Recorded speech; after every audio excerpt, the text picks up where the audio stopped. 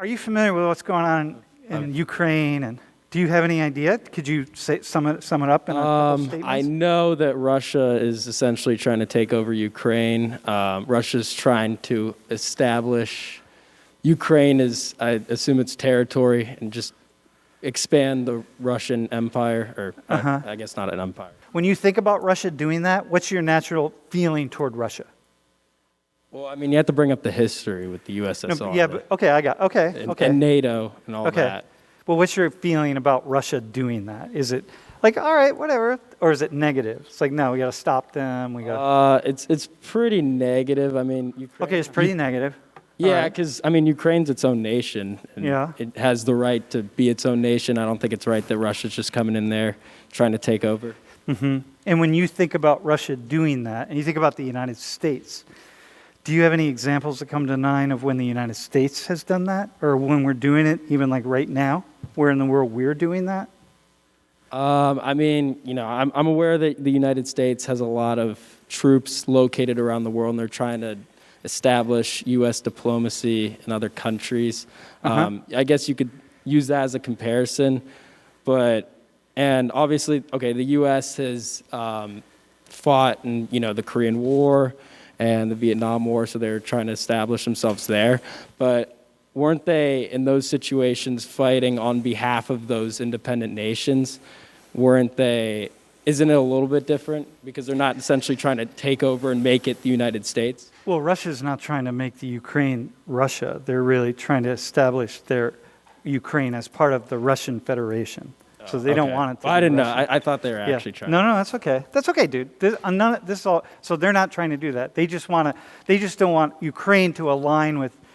Hey, by the way, the reason you should listen to what we're talking about, because this actually, we are in a really, really dangerous moment right now. The entire world is.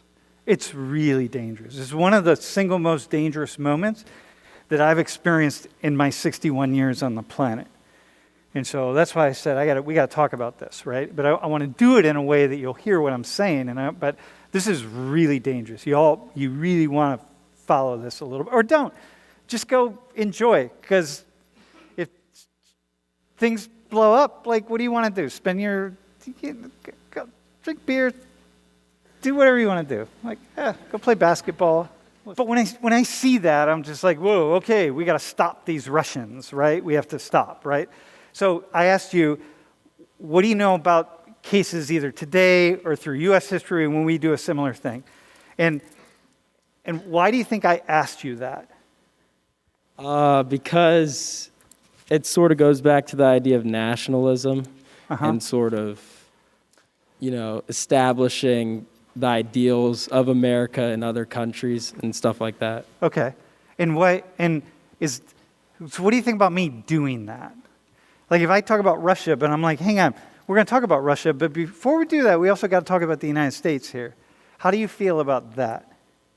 Or should I just talk about Russia and not talk about the United States? Personally, I prefer the ideals of the United States, and I believe that those free values would be better for the world if more countries embraced them. Yeah. Am I super in favor of the United States going into these territories and fighting on behalf of certain regimes?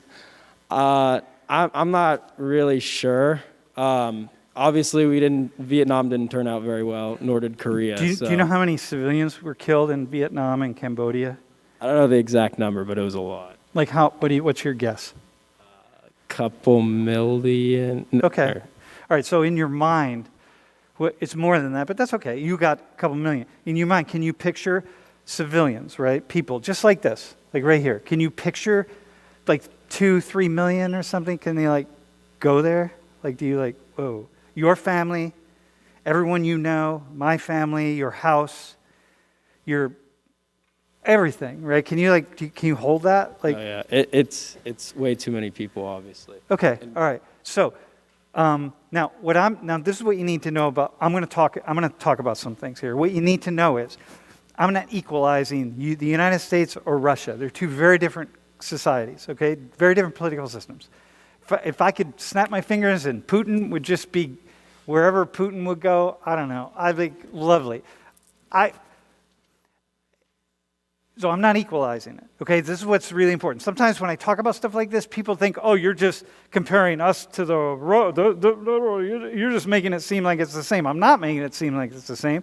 I think we need to critique Russia right now, but you can't really critique Russia if we don't understand why Russia is doing what Russia is doing. And the best way to understand why Russia is doing what Russia is doing is to see where we did the same thing. If I can understand where we do it, like if I can understand the places where I do something wrong, where I do it, then I can understand when you do it wrong. You know what I mean? Then I can be like, oh, I get why Stephen did that. Because I did a similar thing, right? That kind of thing. So I sometimes get critiqued because people think I should only talk about the good things or the positive things in the U.S. or whatever the case is. Oh, so here's a question from the chat. How many years of U.S. history have we been at war? A lot. I don't think there's any year where we haven't been at war. Actually, that's the nature. That's the nature of who we. That's not because we're the most violent country. It's just the nature of how the United States has grown and what we've done, right? So there hasn't been a single year when the Russians weren't at war. You know what I mean? This is France. I mean, I don't know. It's like this is the U.S. and the USSR, right? After World War II, the world essentially got divided into two like camps. The eagle, that's the U.S. and NATO, the blue, and then the bear, we call it, and that would be the Soviet Union, the communists, right? Communist countries. So we have China here, we have everything in red, including Cuba down here. We could put Nicaragua here, partly red. So this is all aligned with the Soviet Union. The Union of the Soviet Socialist Republic is what USSR stands for. And Russia was the main country. This is Russia. And then, we're associated with NATO and the US and so on, right? And so we divided the world up. We fought the Cold War. Do you know something about this, right? Yes. Why did we fight the Cold War? Well, Russia was expanding, or the USSR, they were expanding communism, throughout Eastern Europe and different places there, Vietnam and Korea, obviously. And so, the United States and other free nations took that as a threat. Yeah. And we didn't necessarily go to war. We just had, there were wars that resulted in it, the Korean and Vietnam, but it was more of like different competing. It was kind of competing. So we talk about the U.S. and democracy and so on. Every country, we see ourselves more positively. We see ourselves positively, right? Even those of you who are complete assholes. You never do the dishes at your apartment.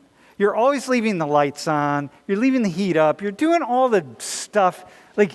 You're doing it all. You think it's your roommate, but it's really you. And for half of you, it's you. Half of this class, you know what I mean? Half of this class, you're the asshole. But if I say, which ones of you are, how many of you are the asshole where you live? Raise your hand. Dude, look at this. There aren't many hands going up, right? And it should be half of you. And so this is how we operate. Everything we would say about the Soviet Union expanding, the U.S. was expanding. We were expanding our markets. We were expanding, we called it freedom, but they called it freedom. It's the same thing, right? This just came out in the news the other day. Is anybody from Guatemala in here? Any family from Guatemala? Okay. So this just came out. These are women who had a lawsuit against paramilitaries. These women were part of these indigenous rural communities who were, the men were taken away and killed and put into mass graves. Many of the women were as well. Women were, just horrible things happened to them. And the people who did this were soldiers in the Guatemalan military who were trained by the United States. We gave them weapons. We did everything that happened. We supported it. All through Latin America, right? And the reason we did is because, if you can go back one slide, we did not want any of this to turn red. And these people, go ahead, one more slide. These people were talking about things like freedom and democracy and safety and security, and they were critiquing their governments who were taking their land and stealing their resources, and we called them communists. And then, we sent the resources down that their countries could destroy them. So hundreds of thousands. In Guatemala, the number is like 200, 300,000 people, civilians were killed outright, and then just one thing after another, right? So the one thing I studied from your age on into my 30s, I studied this, right? I'm a Latin Americana. So like I studied the church, I studied violence, I studied right-wing violence. I lived in Latin America. I was traveling back and forth all the time. And the people I met who have been tortured by the United States, by like innocent people, right? It's just like the stories that I could tell you are just absolutely horrific. And it's the same thing. We were imposing our ideas on it, right? So we don't even have to go to Vietnam. We can just go here to Latin America. But we did it for good reason, right? So what I want to say to you is, so you said this thing, I don't really know. Well, I understand that they're trying to, promote capitalism and, have as many countries on their side as possible. Yeah. But what you don't understand, because you don't know, and I don't think you should, and nobody and other people don't know, what you don't understand, and again, because you don't know, is the horrific actions that have been undertaken around the world on the part of the United States. I mean, horrible, horrible, horrible things. Like, look up the island of East Timor, right? There's 600,000 people on the island, and we gave permission and bought all the weapons to massacre 1/3 of the island. 200,000 civilians died in a very short period of time. Like, that was us, right? But that's just one. I mean, I could give every example. And I don't only talk about that, because remember, the United States is an awesome place. I work with people in the military. People in policing. Like, come on, man, this is not black and white. But we've done some horrible, horrible things. And we shouldn't just look at those things, right? We should also look at the good. But we also have to look at some of the bad. I want to give you the Russian side of the story, okay? So here's 1949 to 1980. You can see this, right? So this is what was the Soviet Union. And they just took over these countries after World War II. And I don't think it's a good thing. I wish we hadn't. We hadn't just sort of given up to the Soviet Union, but we did, and NATO did, and Western Europe did. And so this is Crimea right here. In Crimea, the Russians put their largest naval base that they had. The Soviet Union did, the Soviets did, right here in the tip of Crimea. And this is the key to everything. Because you want to be able to come through Turkey, like the Bosphorus and so on, like right through here, and come out into the Atlantic. I mean, this is everything for the Russians. This is like the key. People say that Crimea is the key to controlling that whole region of the world. And the Russians had that. And the Russians are saying, listen, y'all, you keep pulling these countries over here to the NATO side, and we're looking out for our geopolitical interests. Like, you take them, so I'm going to be the Russians for a second, right? These were part of the Soviet Empire. Then the Soviet Empire breaks down in 1989, and one by one, you keep like pulling them over into NATO. And like, that's very destabilizing for us. Like, you can't do that. And especially Crimea. And Crimea is what we're fighting over right now. So Crimea is part of the Ukraine, and it's separate, but it's part. And all these people around here, they speak Russian, and lots of people in Crimea speak Russian. And like, the Russians are saying, you can't, Ukraine, we are not letting Ukraine go toward NATO. We are not letting Ukraine go to the United States. It's too unsettling. It's too dangerous for us. Like, we don't want to do that. We need the Ukraine as part of our orbit because we're looking out for ourselves. And I thought, well, my God, that's what the United States has done. That's what we did all through Latin America. If you go back to those women, these women were, all the men in their communities, and they were, I just imagine the worst possible things. All that happened to them because we didn't want to allow these countries to go toward a different orbit. We said, we're not going to let that happen. And so what we're going to do is we're going to allow the slaughter of millions and millions and millions of innocent people because we, the United States, don't want to allow these countries to go toward a different geopolitical orbit. And that's exactly what Putin and the Russians are saying about Crimea.